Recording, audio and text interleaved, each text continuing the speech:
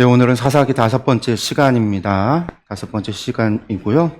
저희들이 이제 지난주 아비멜렉에 대한 이야기하면서 사사기의 이제 전환점을 돌았어요. 전환점, 전반기 지나고 9장의 아비멜렉을 통해서 사사기의 전반, 전환점이라고 하는 게 전반기의 사사들은 좀 훌륭한 사사들, 그리고 그 사사들의 활동을 통해서 하나님의 샬롬, 평화기가 있었다라고 한다면 후반기 사사들은 활동도 어떻게 보면 짧아요. 활동들이 좀 짧아요. 사사로서의 활동도 짧고 그 이후에 있어지는 하나님의 샬롬, 평화기도 없어요. 그러니까 전반기 같은 경우는 뭐 사사들이 활동하는 기간 동안에 40년을 활동하고 그 40년 동안 하나님의 평화가 있었다. 뭐 이렇게 기록이 되어져 있다라고 한다면 후반기 사사들은 활동의 기간이 아주 짧습니다. 뭐 7년, 뭐 10년, 채 되지 않는 아주 짧은 기간 동안만 활동을 하고 그 기간 동안에도 하나님의 샬롬이 있었다, 평화기가 있었다라는 말 자체가 언급이 없어요. 그리고 이제 그 모든 것들이 아비멜렉이라고 하는 사람을 통해서 전환이 되어진다라고 말씀을 드렸잖아요. 그 아비멜렉은 누구냐? 스스로 왕이 되려고 했던 사람이라고 그랬잖아요. 이 이름조차도 블레셋 지방에 있었던 왕의 호칭들, 그 블레셋의 왕들을 아비멜렉이라고 불렀는데 그 이름을 가져다가, 그 호칭을 가져다가 자신의 이름으로 삼았던, 자기가 삼은 건 아니죠. 그 기드온의 첩이었던 여인이 자기 아들의 이름을 아비멜렉으로 지으면서 기드온이 졌는지 그 첩이 졌는지는 모르지만 어쨌든 그 아비멜렉으로 지으면서 스스로 왕이 되어졌던 이야기. 그리고 나서 이제 후반부의 사사들도 마치 입다와 삼손을 제외하면 이 후반기 사사들 가운데 가장 많은 분량을 차지하고 있는 입다와 삼손을 제외하면 전부 다가 왕 같은 노릇을 했다라고 그랬어요. 그래서 돌라와 야일 같은 경우에도 성을 소유했다라고 하는 게 소유할 수가 없거든요. 땅은 하나님의 기업이니까 남의 땅을 기업을 소유한다라고 하는 개념이 있을 수가 없는데 그 성을 소유하는 마치 그 땅의 지도자가 되어지는 그런 일들이 왕이 되어지는 것과 같은 일들이 벌어지는 게 후반기의 일들이었다라고 말씀을 드렸어요. 그래서 이제 이게 후반기에 나타나고 있는 일들이다라고 말씀을 드렸었죠. 그래서 이제 지난주까지 저희가 돌라 야일까지 해서 봤고, 이제 오늘은 이제 저희가 사사 입다에 대한 이야기를 좀 하면서 이 12장까지의 이야기 한번 삼손 전까지 이 이야기를 좀 해보려고 합니다. 입다는 내용이 좀 분량이 많다고 그랬어요. 후반기 사사에서 가장 많은 분량이 입다와 삼손인데 입다가 10장에서 12장까지 분량이 많습니다. 이 이야기들을 좀 보면은요. 먼저 이 네 부분으로 나눠지는데 먼저는 이스라엘의 죄, 이스라엘이 또 어떤 죄를 졌는가라고 하는 것과 입다와 암몬의 전쟁에 관한 이야기가 나오고 그 다음에 이제 입다의 서원, 중요한 이야기죠. 입다의 서원에 대한 이야기, 그리고 이제 입다와 에브라임 지파의 전쟁, 내전이 또 나옵니다. 에브라임 지파에 대한 이야기는 몇 번 드렸어요. 기드온 지파부터 시작해서 이 에브라임 지파가 양아치 짓을 계속 해왔다라고 말씀을 드렸어요. 양아치 짓, 한마디로 말해서 주변 나라들의 압제 때 에브라임 지파가 나서서 막 그 사사들이 군대를 동원할 때 처음부터 군대 전쟁에 참여하지 않고 눈치를 봤다가 승리할 것 같으면 그때 참전을 해서는 전리품을 요구하고 막 그런 양아치 짓을 했다라고 말씀을 드렸는데 기드온 같은 경우는 그냥 체면을 차려주고 전리품을 갖다가 양보해주고 막 그랬는데 입다 같은 경우는 그러지 않았거든요. 그러니까 이제 에브라임 지파가 좀 양아치 짓을 계속했는데 결국 그 문제가 입다에게서 터져서 내전이 발생을 하게 되는 거죠. 이것들이 이제 오늘 보게 되어지는 말씀들입니다. 먼저 이제 입다 시대 때 이스라엘의 범죄, 죄가 무엇이냐라고 하는 거예요. 이 입다 시대에 대해서 우리가 잘 알아야 되는 것 가운데 하나가 뭐냐면 입다하고 동시대, 비슷한 시대를 살고 있었던 때가 언제냐면 우리가 이제 오늘 말씀에도 보다 보면요. 입다가 거의 그러니까 출애굽을 해서 40년의 광야 생활 거의 끝에쯤 돼서 요단강을 건너가기 직전 그때로부터 시작해서 거의 한 300년 정도가 흐른 시대예요. 입다가 말하기를 우리가 300년이나 지나서 뭐 그런 표현이 나와요. 그 300년 정도의 시간이 지났을 텐데 요 시기가 언제냐면 우리가 사무엘서를 읽을 때 처음 나오는 사무엘과 엘리 제사장이 있고 어린 사무엘 한나가 사무엘을 낳아서 제사장 엘리에게 맡기고 하나님께 나시린으로서 바뀌어서 엘리의 손에서 이제 어린 사무엘이 자라나는 이야기를 볼 때 그 엘리 제사장이 있을 때 그때 시대가 사사 입다가 있었던 시대와 비슷한 시기예요. 그러니까 우리가 흔히 말할 때 이 어린 사무엘이 있었던 그때 이야기가 우리가 보면 말씀이 희귀하여 하나님의 말씀이 희귀하여 이상도 보이지 않았던 시대다 그랬어요. 그러니까 하나님의 말씀이 희귀하던 시대다. 선지자로부터 나오는 말씀도 없고 사사를 통해서 주시는 말씀도 없고 이스라엘에 하나님의 말씀이 희귀했던 시대라는 거예요. 그러니까 하나님께서 침묵하고 있었다. 그러니까 침묵했다라는 얘기는 이스라엘의 범죄가 심해서 하나님께서 이스라엘을 방치했다라는 얘기거든요. 그러니까 그런 시대였다라는 건데 그 시대가 왜 그런 시대였는가라고 하는 부분이 사실 사무엘서를 보면 잘 나오질 않아요. 물론 이제 그 시대에 엘리 제사장의 아들들이 타락한 이야기를 보면 제사장조차 이렇게 타락했구나. 제사장의 아들들이 타락했다라는 거. 여호와의 성막에서 수종드는 여인들을 갖다가 막 이렇게 성추행하고 하는 이야기들을 보면 제사장들이 타락했구나라는 것을 유추해 볼 수 있는데 그 정도로 생각해서는 안 되는 거예요. 그 정도로 하나님이 그 정도 죄로 그냥 그 정도였다면 하나님께서 그냥 쳐버리고 말지 왜 이스라엘 전체를 향해서 말씀이 희귀했을까? 그거는 오늘 우리가 보게 되는 이스라엘의 이 시대, 이 10장 6절에서 18절에 나오는 이 입다 시대를 봐야지 정확하게 아는 거예요. 그럼 이 시대가 어떤 건가? 우리가 좀 말씀을 들어가서 보면은요, 바로 6절 시작하면서 나오는 말씀입니다. 이스라엘 자손이 다시 여호와의 목전에 악을 행하여 바알들과 아스타롯과 아람의 신들과 시돈의 신들과 모압의 신들과 암몬 자손의 신들과 블레셋 사람의 신들을 섬기고 여호와를 버리고 그를 섬기지 아니하므로 여호와께서 이스라엘에게 진노하사 블레셋 사람들의 손과 암몬 자손의 손에 그들을 파심해라는 거죠. 6절에 보면은요, 지금까지 우리가 전반기 사사들의 이야기를 보면은요, 그들이 대부분 뭐 했다라고 나오냐면 초반에도 나오지만 그들이 여호와 하나님을 알지 못해서 바알을 섬기고 아스타롯을 섬겼다 그렇게 표현하고 있어요.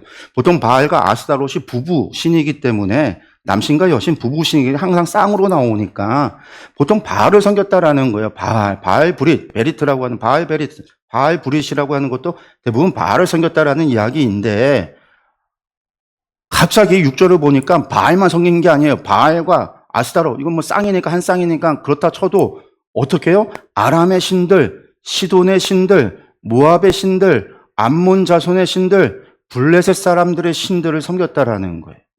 이스라엘을 지금 두고 동서남북 사방에 있는 나라들, 이방 민족의 신들을 다 갖다 섬긴 거예요. 가나안 땅에 있는 이 얘기를 다시 한번 생각해 본다면요. 이 사람들이 가나안 땅에 들어와서 이 민족들을 쫓아내지 아니하면 그들과 같이 섞여 살다가 그들과 동화되어져서 하나님을 잊어버리고 우상을 섬기게 될 것이다 라고 말씀했는데 이 땅에 살던 사람들이 섬기던 신들이 바알이었단 말이에요.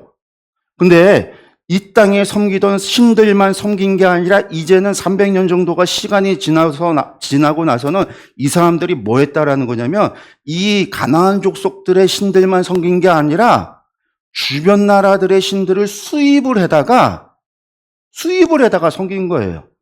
저 시돈 신들을 수입해다 섬기고 아람의 신들을 수입해다 섬기고 모압의 신을 수입해다 섬기고 암몬 자손의 신들을 수입해다 섬기고 블레셋 신들을 수입해다 섬긴 거예요. 그 땅에 같이 살아가는 이방 아말렉 족속, 가나안 족속들의 신을 섬긴 게 아니라 지금 이 시기가 그런 시대가 됐다라는 거예요. 그러니까 어때요? 하나님의 말씀이 희귀한 시대. 이 정도가 되면 이런 시기다라고 한다면요, 거의 아하스 왕 시대 때 정도가 되는 거죠. 아하스 왕 때, 히스기야의 아버지였던 아하스 왕 때 온갖 주변 나라들, 이방 나라들의 신들을 수입해다 섬겼던 또 므낫세 왕 때 온갖 나라들의 이방신들을 우상들을 수입하다 생겼던 거의 그 급의 시대가 바로 입다 그리고 엘리 제사장 시대라는 거예요. 그리고 여기서 하나님께서 진노하사 누구의 손에요? 블레셋 사람들의 손에. 암몬 자손의 손에. 그럼 블레셋 사람들의 손에서는 누구를 통해서 구원하셨어요? 이 블레셋 사람들의 손에 의해서 누가 죽어요? 엘리의 자손, 엘리의 두 아들이 죽죠. 법궤가 빼앗기죠. 엘리도 그 소식 듣고 죽는 거죠. 사무엘이 나중에 미스바 성회 이후에 블레셋과의 싸움에서 승리하게 되는 거고, 삼손도 블레셋과의 사사로서 세움을 받는 거고, 암몬 자손과에서는 입다가 사사로 세워지는 거고. 지금 이 시대가 6절 이게 이제 후반기를 지배하게 되어지는 중요한, 이제 암몬은 입다고, 이제 블레셋은 삼손이고. 근데 삼손으로 끝이 나는 게 아니에요. 그 다음에 그러니까 엘리와 사무엘 시대로, 그 다음에 사울 왕으로. 그 사울 왕도 블레셋에 의해서 죽어요. 그리고 블레셋은 결국은 누구에 가야 끝나냐면 다윗 왕이 가야 블레셋이 끝나는 거예요. 그러니까 이 사사 시대가 하나님께서 블레셋 사람들의 손으로 이스라엘을 징계했던 이것이 어디 가야 끝나냐? 다윗, 사무엘 하에 가서야 끝난다라는 거죠. 그러니까 이게 거기까지 간다. 우리가 이제 그것들을 기억을 하셔야 된다.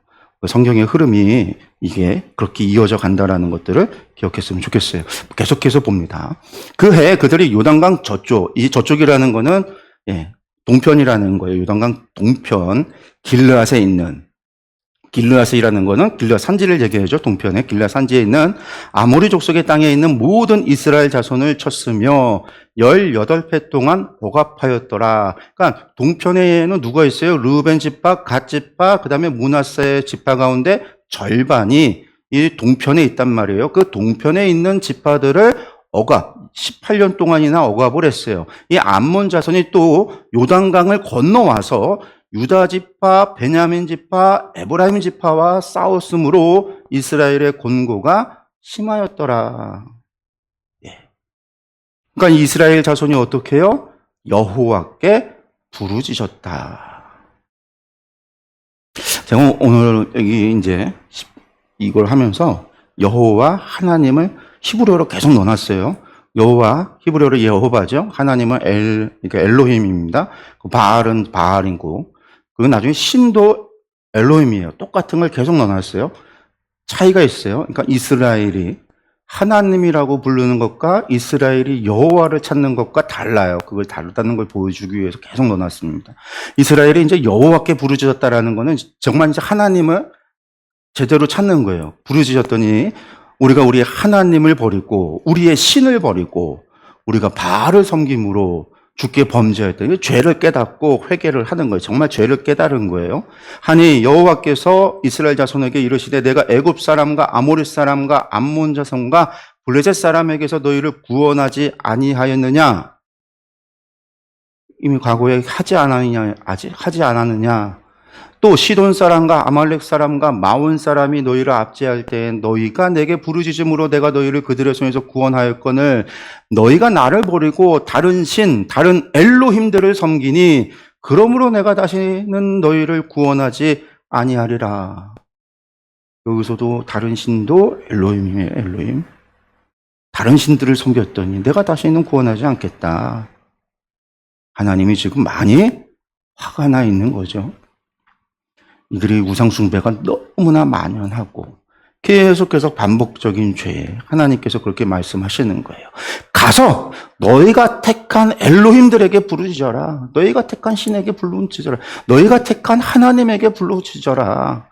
너희의 환난 때에 그들이 너희를 구원하게 하라 하신지라. 그러니까 이스라엘 자손이 여호와께 여쭈어 우리가 범죄하여 싸우니 주께서 보시기에 좋은 대로 우리에게 행하시려니와 오직 주께 구하옵나니 오늘 우리를 건져내옵소서. 아닙니다. 오직 여호와만 누구시다? 우리의 하나님입니다. 이게 핵심이에요. 이게 이스라엘이 구약시대에 계속 지나가면서 계속 여호와가 하나님인 줄 모르는 거예요. 예호바가 엘로힘인 줄 모르는 거예요. 그래서 에스겔서 같은 경우를 보면은요, 내가 여호와가 하나님인 줄 내가 여호와 하나님인 줄 너희가 알지 못한다. 그게 한 70 몇 번을 사용해요. 하나님이 계속 얘기를. 너희가 내가 누군지 몰라서 망한다라는 얘기를. 이스라엘이 계속 그러는 거죠. 바알이 엘로힘인지 다른 엘로힘을 찾는 거예요. 다른. 자기 가운데에서 이방 엘로힘들을 제하여 버리고 이방 신들을 제하여 버리고 여호와를 섬김에 여호와께서 이스라엘의 곤고로 말미암아 마음에 근심하시니라. 하나님께서 그렇게 말씀하셨는데도 불구하고 이스라엘 사람들이요 독하게 마음 먹은 거죠. 회개한 거예요. 정말로. 이방 신들을 제하여 버렸다라는 거는요, 갖고 있었던 모두 우상들을 제거해 버린 거예요, 이제. 정말로 그러고 하나님만을 섬겼더니 하나님께서 이스라엘의 곤고, 그들이 겪는 어려움, 그런 걸로 말미암아 마음에 근심했다라는 거예요. 근데 저기 말하는 근심했다라는 게 와티크차르라고 하는 건데, 이게 뭐냐면, 이게 좀 팔이 짧아지거나 뭐가 좀 이제 마음이 성급해졌다 뭐 그런 의미인데, 이게 근심했다, 이렇게 조마조마 견딜 수, 그러니까 그 이스라엘이 겪고 있는 어려움으로 말미암아 내가 구원 안 해줄 거야. 말은 그렇게 하셨는데 저들이 막 회개하고 우상을 버리고 그러면서 겪는 어려움에 마음이 막 걱정도 되고 조마조마하고 쟤들 어떡하지?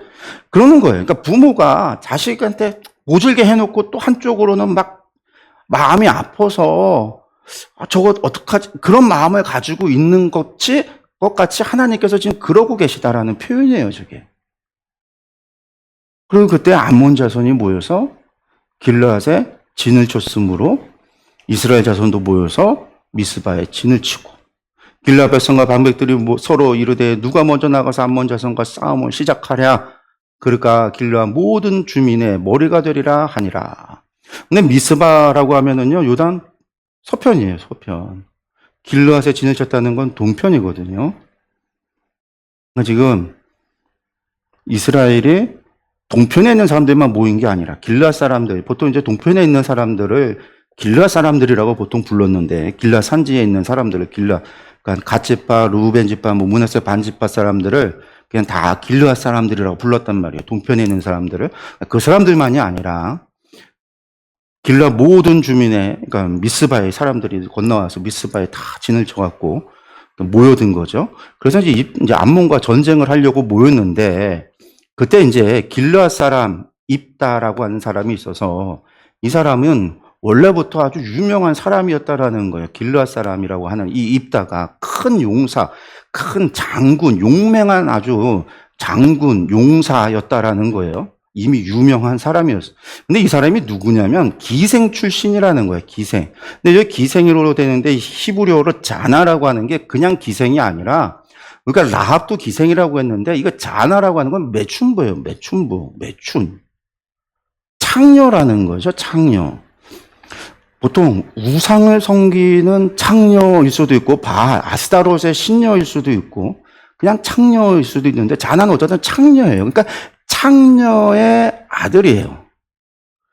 입다가 창녀의 아들인데 길르앗에서 낳은 아들이 손가락질 당하는 음란한 자식인 거죠. 그러니까 길르앗의 아내도 그의 아들들을 낳았더라. 그 아내의 아들들이 자라서는 입다를 쫓아내매, 그러니까 이 여자가 아들을 낳았는데, 창녀가 아들을 낳았는데, 이 창녀가 어쨌든 낳은 아들 때문에 누군가의 첩이 되어졌던 것 같아요. 첩이. 매춘을 하다가 창녀였던 여자가 첩이 되어졌던 것 같아요. 근데 이 사람에게도 아내도 있고 이샤가 있는 거죠. 아들들도 있으니까 이 아들들이 이 입다를 쫓아내버려요. 마치 누구랑 똑같냐면 아비멜렉과 똑같은 거죠. 아비멜렉도 첩의 자식인데 무시를 당했다고 생각을 해서 기드온의 자식 70명을 죽였는데, 이 길르앗의 아들들은 입다를 쫓아내버렸다라는 거야. 기업을 잊지 못하리라 해서 쫓아내버렸다라는 거예요. 이에 입다가 형제들을 피해서, 죽을 것 같으니까 피해서 막 괴롭히니까 피해서 돕이라고 하는 땅으로 도망을 가서 거기서 거류하면서 불량배들, 잡류라고 했는데 그냥 불량배들과 어울려서 그들과 함께 출입했다라는 얘기는 그들과 함께 어울렸다라는 거예요. 어울려. 그 동네, 그 지역을 출입하며 그 지역을 관할했다라는 얘기예요. 그러면서 이 사람이 아마도 그 지역에서 아마 유명한 싸움꾼이 됐던 것 같아요. 싸움꾼이. 그리고 이 바로 얼마 후 그 이후에 암몬 자손이 이스라엘을 치려고 와서 진을 친 상황이 된 거예요. 이때 암몬 자손이 이스라엘을 치려고 할 때 길르앗 장로들이 모여서는 누가 우리를 지휘해서 전쟁에 나갈까 했는데 이 사람들이 어떻게 생각을 했냐면 입다가 용맹하고 입다가 용사니까 그 입다를 데려오자라는 거예요. 그래서 입다를 데려오려고 돕당으로 가서는 입다에게 말하기를 우리가 암몬 자손과 싸우려고 하니까 당신이 와서 우리에게 장관이 되어달라. 카친이 되어달라. 이 얘기는 지휘관이 되어달라. 우리의 지도자가 되어달라라고 장로들이 요구를 해요. 입다가 길앗 장로들에게 말하기를 뭐라고 하냐면 너희가 전에 나를 미워해서 내 아버지 집에서 쫓아내지 않았냐. 너희가. 이때 지금 입다의 나이가 젊은 나이가 아니에요. 지금 입다의 나이가 이미 지금 이때 입다의 나이가 한 40이 넘은 나이, 40이 40 정도 된 나이인 것 같아요. 그러니까 쫓아내지 않았느냐라고 하면서 내가 그래 놓고선 지금 환난 당했다고 나에게 지금 와갖고선 도움을 요청하냐? 입다 그러죠. 그러니까 이 길앗 장로가 말하기를 뭐라고 얘기해요? 당신을 찾아온 것은 우리가 함께 가서 암몬 자손과 싸우게 하려 함이니 그리하면 당신이 우리 길앗 모든 주민의 머리가 지도자가 되리라. 입다가 그러니까 그 얘기를 듣고서는 길앗 장로들에게 말하기를 너희가 나를 데리고 고향으로 돌아가서 암몬 자손과 싸우게 할 때 만일 여호와께서 그들을 내게 넘겨주시면 내가 과연 너희 머리가 되겠느냐? 물어요. 그러니까 하나님의 이름으로 맹세할 수 있느냐? 한마디로 그런 이야기예요. 그래서 하나님이 내 손에 넘겨주면 날 진짜 지도자로 인정하고 하겠느냐라는 거죠. 그러니까 길앗 장로가 말하기를 장로들이 입다에게 말하기를 여호와가 우리의 증인이시다. 당신의 말대로 우리가 그렇게 행하리이다 하니 이에 입다가 길앗 장로들과 함께 가니 백성이 그를 자기들의 머리와 장관으로 삼은지라 입다가 미스바에서 자기의 말을 다 여호와 앞에 아뢰니라. 그런 거죠. 그러고 나서 이제 입다가 이제 암몬 자손의 왕에게 사자를 보내서 이야기를 하는 거예요. 내가 나와 무슨 상관이 있게 내 땅을 치러 내게 왔느냐? 지도자가 됐으니까 내 땅이라고 이야기를 하면서 이야기를 하는 거죠. 그러면 이제 대화를 해요. 암몬 자손이 말하기를 뭐라고 얘기해요? 이스라엘 니들이 올라올 때 옛날에 300년 전 얘기를 하는 거예요. 올라올 때 아르논에서부터 야복과 요단까지 내 땅을 점령했기 때문에 이제 그것을 평화롭게 내놔라. 니들이 지금 차지하고 있는 야복강부터 이제 요단까지 아르논, 그러니까 지금 이 요단 동편에 있는 야복부터 시작해서 이 길르앗 산지 전체를 내놔라. 니들이 지금 외국에서 올라올 때 그 땅 차지하지 않았냐? 이 땅 이제 원래 내 땅이니까 내놔라라는 거예요. 근데 그 땅이 원래 이 암몬 자손 거냐라는 거예요. 암몬 자손 거 아니잖아요. 이스라엘 자손이 그때 누구랑 싸웠어요? 바산 왕 옥과 아모리 왕 시온에게서 싸워서 얻은 땅이잖아요. 원래 암몬 자손이 있던 거를 아말렉 족속들이 와갖고 아말렉 족속들이 암몬을 물리쳐서 아모리 왕 시온이 그 땅을 뺏어서 아모리 왕 시온이 그 땅을 차지한 거예요. 그리고 그 땅을 다시 이스라엘이 차지한 거예요. 실제로. 근데 엉터리 얘기를 하는 거죠. 그러니까 입다가 말하는 거예요. 왕이 사자를 돌려보내면서 말하기를 이스라엘이 모압 땅과 암몬 자손의 땅을 점령하지 않았다. 이스라엘이 애굽에서 올라올 때 광야로 행해서 홍해에 이르고 가데스에 이르러서는 어떻게 해요? 에돔 왕에게 사자를 보내서 말하기를 내 땅 가운데로 지나게 하라. 에돔 왕이 듣지 아니해서 그와 같이 또 우리가 모압 왕에게도 보냈으나 그도 허락하지 않아서 우리가 가데스에 머물렀다. 그 후에 우리가 어떻게 했냐면 광야를 지나서 에돔 땅, 모압 땅 돌아서 이렇게 너희 땅 가지 않고 광야로 뺑 돌아서 해 뜨는 쪽으로 동쪽으로 돌아서 아르논 저쪽에 진쳤고 모압 땅 지역엔 들어가지도 않았다. 그리고 이스라엘의 헤스본 왕 고 아모리 족속의 왕 시온에게 사자를 보내서 우리가 또 그 땅 그냥 지나가겠다 했는데 그 시온 왕이 믿지 않아서 지나가지 못하게 했을 뿐만 아니라 야하스의 진을 치고 우리에게 싸움을 걸어서 우리를 공격했기 때문에 하나님께서 우리 여호와께서 그 시온과 그 백성을 우리에게 넘겨준 거다. 그래서 그 땅을 쳐서 그 주민 아모리 족속의 온 땅을 우리가 점령했다. 암몬 족속 니들 땅 아니잖아. 우리가 아모리 족속 땅을 점령한 거야. 아르논에서부터 야복까지 광야에서부터 요단까지 아모리 족속의 온 지역을 우리가 점령했어.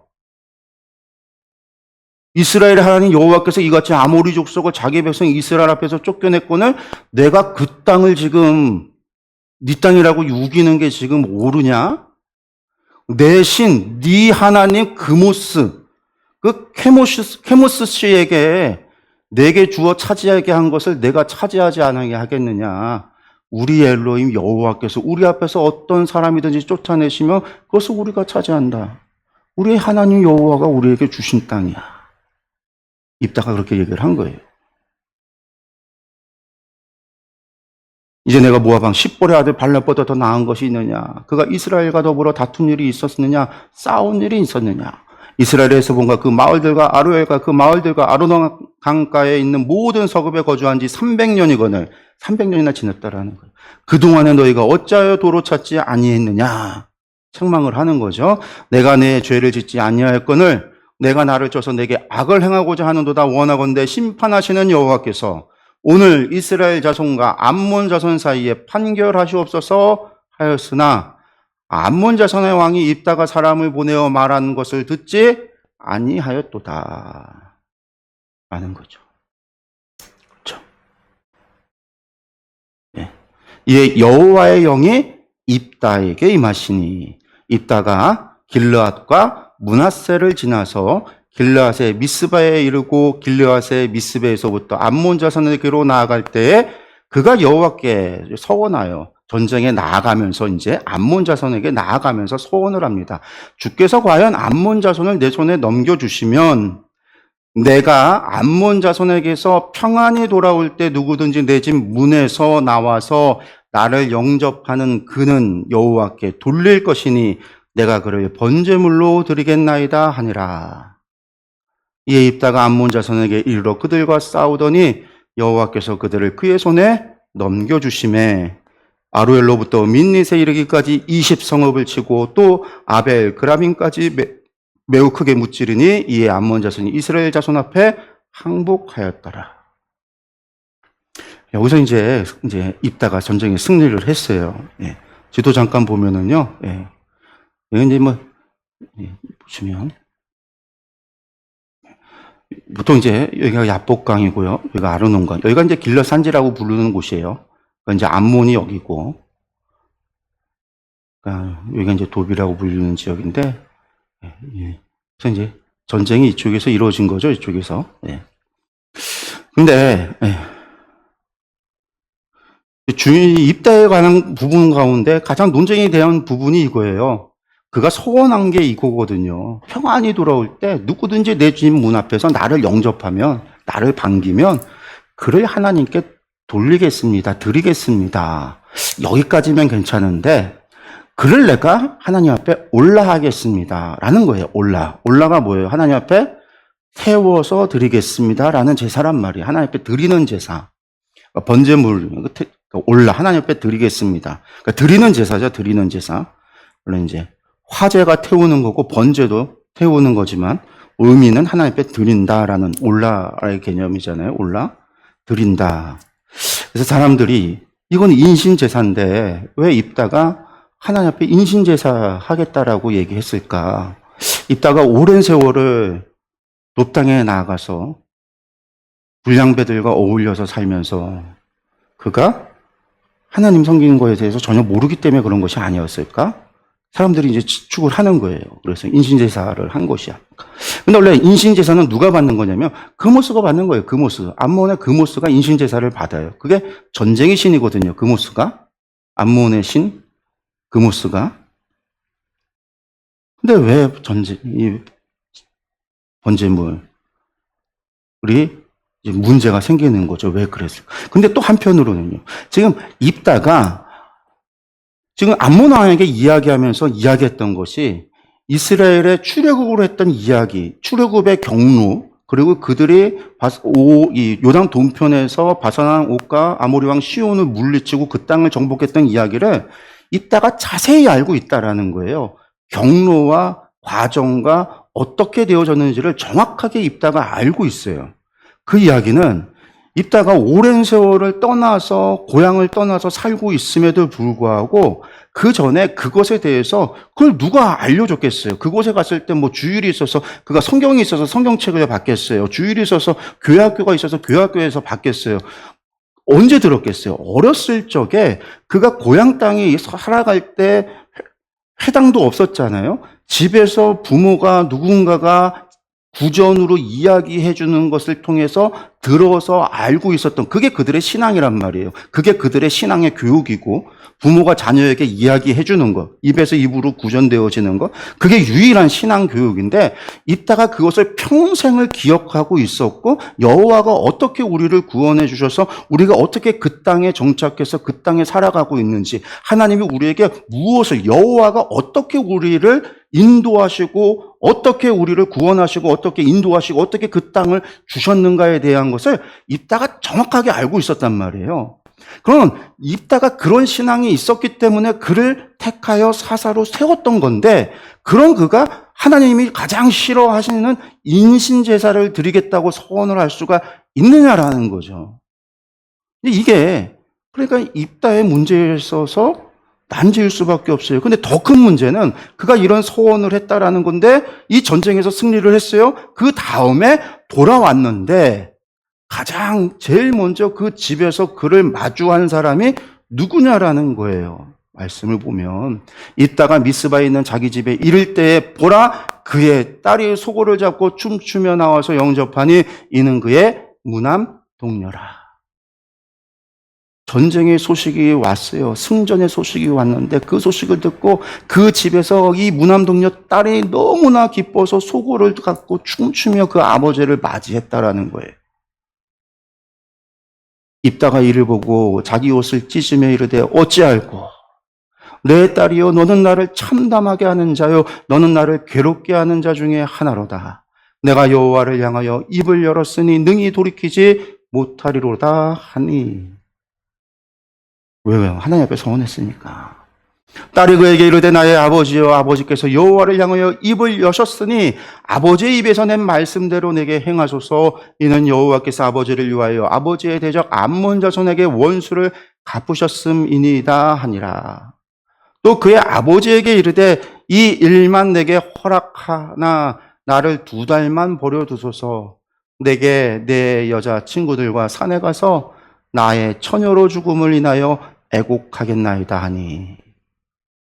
또 여기에 내가 처녀로 죽는 것 이것으로 인해서 애곡하겠다 하니까 어떻게 해요? 인신제사를 드렸나 보구나. 그가 이르되 가라 하고 2달을 기한하고 그를 보내니 그가 그 여자 친구들과 가서 산 위에서 처녀로 죽음을 인하여 애곡하고 2달 만에 그의 아버지에게로 돌아온지라. 그는 자기가 선한 대로 딸에게 행하니 딸이 남자를 알지 못하였더라. 이것이 이스라엘의 관습이 되어.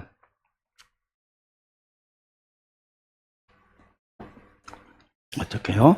이스라엘 딸들이 해마다 가서 길앗 사람 입다의 딸을 위하여 나흘씩 애곡하더라. 슬퍼했다잖아요. 관습이 돼서. 그러니까 어떻게 하세요? 생각을 해요. 입다가 딸을 하나님 앞에 번제로 드렸구나. 그렇게 생각을 하는 거죠. 정말 드렸을까요? 하나님께서 인신제사를 드리는 걸 가장 싫어한다고 하셨는데 인신제사를 드렸을까요? 인신제사 논쟁이 그래서 있는 거예요. 처녀로 죽게 되어 애곡했다. 그런 표현이 있기 때문에. 근데 또 재밌는 거는요. 39절에 뭐라고 되어 있어요? 그냥 딸이 남자를 알지 못하였더라. 그냥 그걸로 끝이에요. 알지 못하고 죽었더라. 그런 말도 또 없어요. 그리고 이것이 이스라엘의 관습이 됐다. 이게 뭐가 왜 관습이 돼요? 관습이? 그 해마다 그날 돼서 입다의 딸을 위해서 사람들이 나흘씩 애곡했다? 좀 이상하잖아요. 이상한단 말이에요. 예, 이제 과거에 15세기 이전까지는 그냥 이걸 문자적으로 이해를 해서 번제물로 드렸다. 그렇게 생각하는 사람들이 많았고, 15세기 이후에는 그게 아니다라고 평생을 성막에서 처녀로서 하나님 앞에 봉사드렸다. 그렇게 해석하는 사람들이 많이 생겼는데, 이스라엘 사람들, 오늘날 유대 이스라엘 사람들은 어떻게 생각하냐면 그렇게 번제로 드린 게 아니라고 생각을 하죠. 나시린으로 하나님 앞에 드려졌다. 평생을 성전에서 하나님께 수종드는 여인으로 바쳐졌다. 성막을 섬기는 여인으로 드려졌다. 그렇게 이제 이해를 합니다. 우리가 이제 사무엘서에 보면 엘리의 두 아들이 성막에서 수종드는 여인들을 성추행하는 이야기가 나오잖아요. 그때 그 여인들이 누구냐? 나시린으로 성막을 섬기기 위해서 갔던 것처럼. 그 얘기가 뭐냐면, 왜 그런 얘기가 나오냐면요. 레위기에 이런 이야기가 있어요. 이 레위기에 보면 사람을 하나님 앞에 소원하는 경우에 사람을 대신해서 돈으로 대신 갚을 수 있도록 하나님이 법을 이미 만들어줬어요. 이스라엘 자손에게 말하여 이르라. 만일 어떤 사람이 사람의 값을 여호와께 드리기로 분명히 소원하였으면 너는 그 값을 정할지니 내가 정한 값은 20살로부터 60살까지는 남자면 송소의 세겔로 은 50세겔로 하고 여자면 그 값을 30세겔로 하며 5살로부터 20살까지는 남자면 그 값을 20세겔로 하고 여자면 10세겔로 하며. 이 얘기는 뭐냐면 사람을 하나님 앞에 소원하잖아요. 그럼 그 사람을 대신해서 돈으로서 하나님 앞에 대신할 수 있다라는 거예요. 값을 치를 수 있다라는 거예요. 소원한 값을. 그러니까 입다가 자기가 만난 사람을 드리겠나이다 했잖아요. 그걸 대신해서 여자, 딸이니까 20살에서 60살까지의 여자면 얼마를요? 성소의 세겔로서 30세겔로 대신할 수 있다라는 거예요. 레위기 27장의 법이. 민수기에도 자손에게 전하여 이르라. 남자나 여자가 특별한 소원.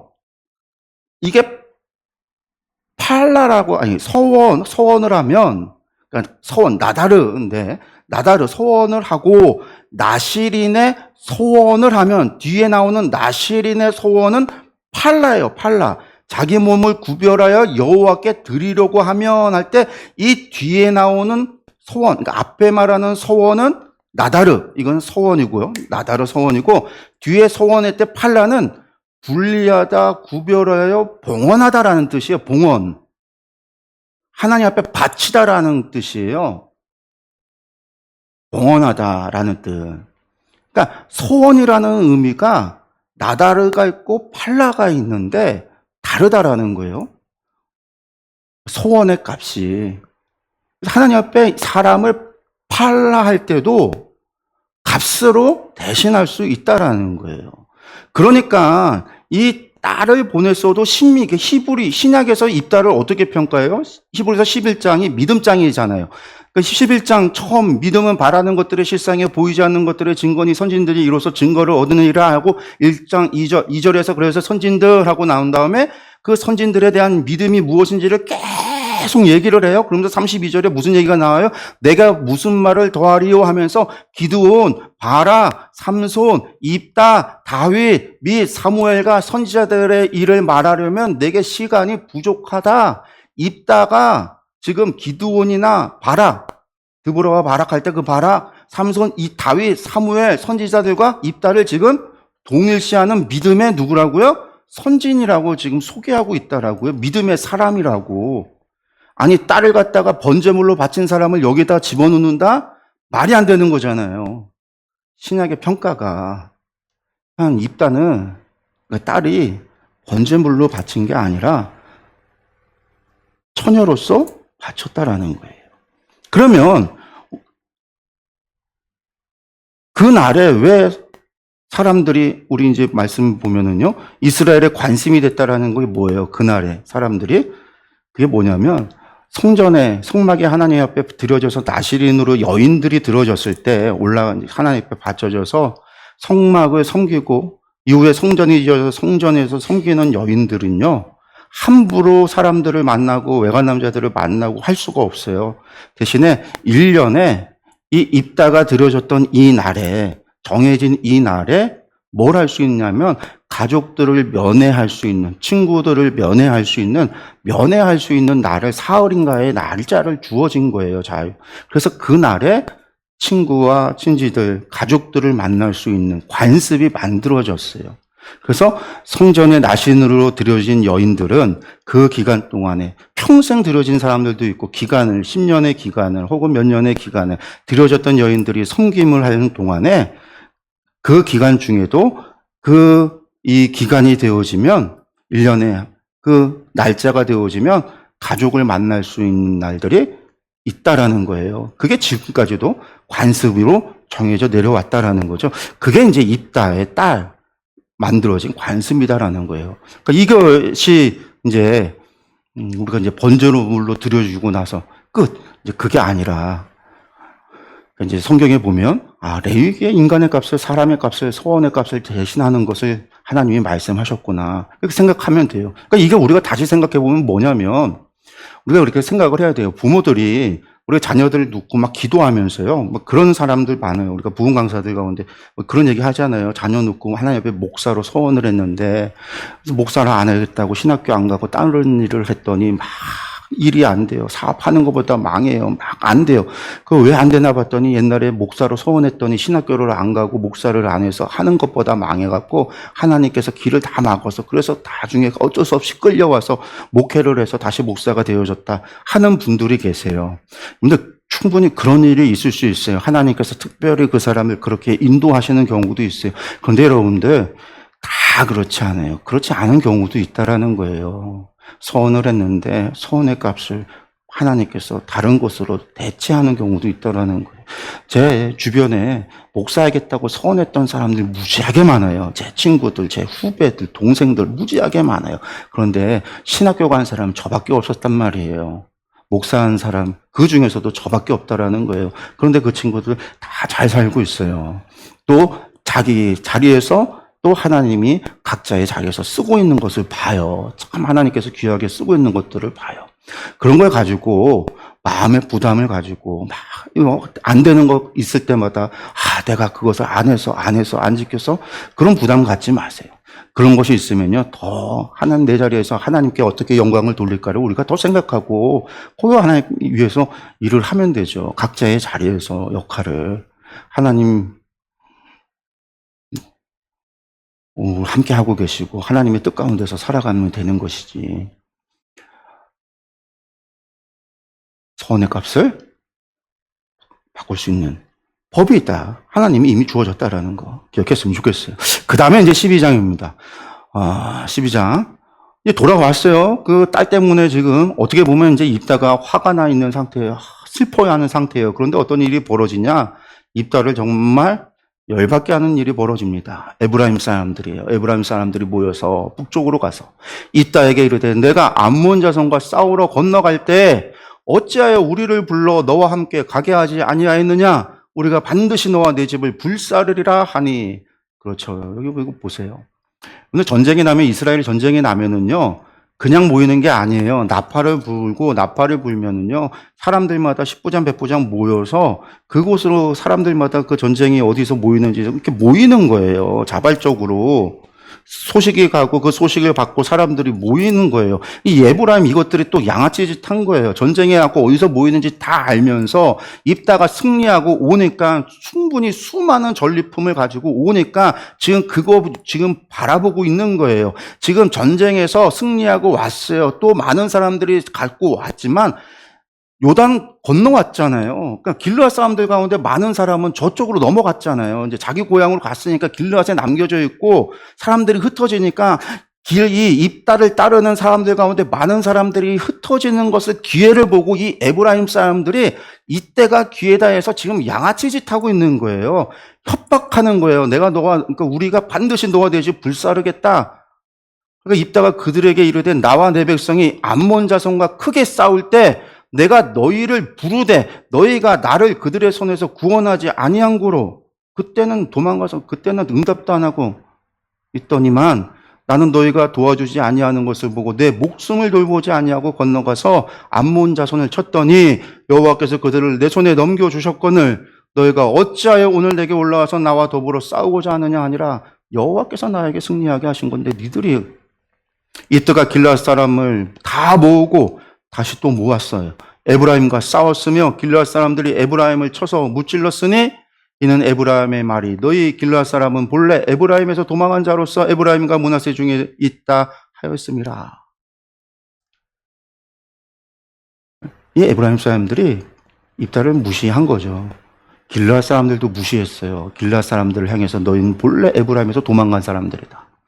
그냥 입다가 미스바에서 요단 건너서 길앗으로 건너가 길앗 사람들을 한 거예요. 그러니까 에브라임이 죽이겠다고 불지르겠다고 이제 막 오니까 입다도 일단은 살고 봐야 되잖아요. 강 건너서 노망을 간 거예요. 길앗으로. 그러고 나서 길앗 사람들을 불러 모았고 에브라임 사람들이 쫓아 강을 건너서 길앗 사람들 길앗으로 넘어갔던 거예요. 그러고 나서 길앗 땅에서 싸웠는데 길앗이 이기죠. 그러니까 길앗 사람들이 에브라임 사람보다 앞서서 요단강 나루터를 장악을 하고서는 이 에브라임 사람의 도망하는 자가 말하기를 청하건대 나를 건너가게 하라 하면 길앗 사람들이 묻기를 내가 에브라임 사람이냐 하며 그가 만일 아니라 하면 이게 지금 나루터라고 했는데 이게 지난번에도 보여준 그림인데 강에 보면 배가 그려져 있잖아요. 요단강에 나루터 건너갈 수 있는 곳이 몇 군데 안 돼요. 그 중에 야복강 나루터 쪽에 야복강 쪽에 있는 나루터가 있어요. 그쪽 지역을 차지하고서는 도망가는 사람들을 붙잡은 거예요. 그러면서 뭐라 그래? 쉿볼렛이라고 발음을 해라라고 시키는 거예요. 그러니까 에브라임 사람들이 그렇게 바로 말하지 못하고 쉿볼렛이라고 발음하면, 그러니까 한마디로 우리 경상도 사람들이 쌍시옷을 잘 못하잖아요. 그럼 똑같아요. 에브라임 사람들이 쉿볼렛을 못하는 거예요. 쉿볼렛 하는 거예요. 그러면 쉿볼렛이라고 하면 잡아다가 요단강 나루터에서 죽이는 거예요. 그 요단강 나루터에서 붙잡아다가 쉿볼렛 해보라고 해서 못한 사람을 죽인 게 42,000명을 죽였다라는 거죠. 그날에. 이 전쟁에서. 그 입다가 이스라엘의 사사가 된 지 6년. 이 에브라임 지파의 전쟁에서 결국은 에브라임 지파가 결국 그러니까 양아치 짓 하다가 결국 이제 에브라임 지파가 패하고 크게 이제 당한 거죠. 그리고 이제 입다가 사사가 됐는데 짧아요. 6년. 사사가 된 지 6년. 길르앗 사람 입다가 죽음에 길르앗에 있는 그의 성읍에 장사되었더라. 그의 딸이 처녀였으니까요. 당시에 보통 한 14세, 15세, 한 16세 정도만 돼도 다 결혼을 하거든요. 10대 때 결혼을 하니까. 그러니까 입다가 나이가 많아도 30 초반, 늦어도 뭐 무담 동료가 노처녀였다라고 쳐도 많아야 40 정도였다고 보는 거예요. 30에서 40 사이였는데 그러니까 일찍 죽은 거죠. 일찍. 누구는 막 80년, 누구는 40년을 사살을 하고 했는데 입다는 6년밖에 못했다. 용사였던 그가 일찍 죽었다. 그렇지만 성경 보시면요. 이렇게 긴 이야기를 입다에 대한 이야기를 했는데 6년밖에. 그러면서도 평화에 대한 언급이 없어요. 이 시기가. 왜냐하면 이 시기에는 아까 블레셋과 암몬이라고 했는데 암몬은 이렇게 입다를 통해서 하나님께서 물리쳤는데 이 길르앗 동편은 그랬는데 이 서편에 블레셋에 대한 언급이 없잖아요. 블레셋에 대한 언급이. 입다 죽었습니다. 그 다음에 이제 입산, 엘론, 압돈 세 사사의 이야기가 12장 8절에서 12장 15절 아주 뭐 짧게 언급이 돼요. 세 명의 사사의 이야기. 입산을 보면요. 그를 이어서 베들레헴의 입산이라고 하는 사사가 있었는데 그는요. 이 사람도 또 아주 재밌어요. 아들이 30명이고 딸이 30명이나 뒀어요. 60명의 자녀를 뒀어요. 근데 그가 딸들을 밖으로 시집을 보내고요. 아들을 위해서는요. 밖에서 여자 30명을 데려왔더라라는 거예요. 그리고 그가 이스라엘의 사사가 된 지 7년. 사사가 된 지 7년 만에 또 그가 죽음에 베들레헴에서 장사되었더라. 나이가 많아서 사사가 되어졌고 7년밖에 못한 건지 아니면 젊은 나이에 사사가 되고 7년 있다가 바로 죽은 건지는 몰라요. 전혀 모르겠는데 그러니까 이 사람에 대해서 내세우고 얘기할 것이 있는 거는 뭐밖에 없다? 아들 30에 딸 30명이었는데 딸을 밖에서 밖으로 시집 보냈고 아들을 위해서는요 여자 30을 밖에서 데리고 왔다라는 거예요. 근데 여기서 밖으로라고 하는 게 후츠라고 하는 말인데 이 후츠의 바깥이라는 얘기는 뭐냐면 울타리 바깥이라는 얘기거든요. 울타리 바. 이 울타리라는 얘기는 뭐냐면 이 베들레헴이라고 하는 성 베들레헴 바깥에서 라고 이야기할 수 있고요. 이 베들레헴 바깥이라는 얘기는 결국은 뭐냐면 자신들의 기업 바깥이라는 얘기예요. 기업 바. 그러니까 이들의 기업 바깥이니까 다른 가족, 다른 지파 사람들로부터 딸 30을 위해서는 다른 지파 사람들로부터 혹은 다른 가문의 사람들과 로부터 아들 사위 30명을 삼은 거고 아들들을 위해서 다른 가문 사람들, 다른 지파 사람들의 딸 30명을 받았다라고 이야기할 수 있는 거죠. 이게 좀 특이하다라고 이야기하는 거는 당시의 결혼이 시조 안에서 이루어지는 것이 보통인데 밖에서 이루어졌다라는 거예요. 그리고 밖에서 이루어졌다라는 거는 그만큼 혈연으로 뭐가 됐다라는 걸까요? 관계되어진 게 넓어질 수 있는 거죠. 한마디로 외교적인 그런 의미를 또 사람들이 부여하기도 합니다. 그러니까 왕들이 외교적으로 결혼을 통해서 우리가 솔로몬이 1000명의 아내를 뒀다라고 할 때 외교적으로 사람들과 결혼을 통해서 동맹관계, 혈연적인 동맹관계를 맺는다라고 이야기하는 것처럼 이 사사 입산이라고 하는 사람이 그가 뭘 했는지 뭐 아무 얘기도 없어요. 압제가 있었는지 아무 얘기가 없어요. 이때도 블레셋의 침략, 블레셋의 압제가 있었다라고 하는 것은 입다의 이야기서부터 계속해서 이어지고 있는 건데 그냥 이 시기에 입산이 한 일이라고는 아들 30과 딸 30을 위해서 자신의 가문, 이 베들레헴 바깥에서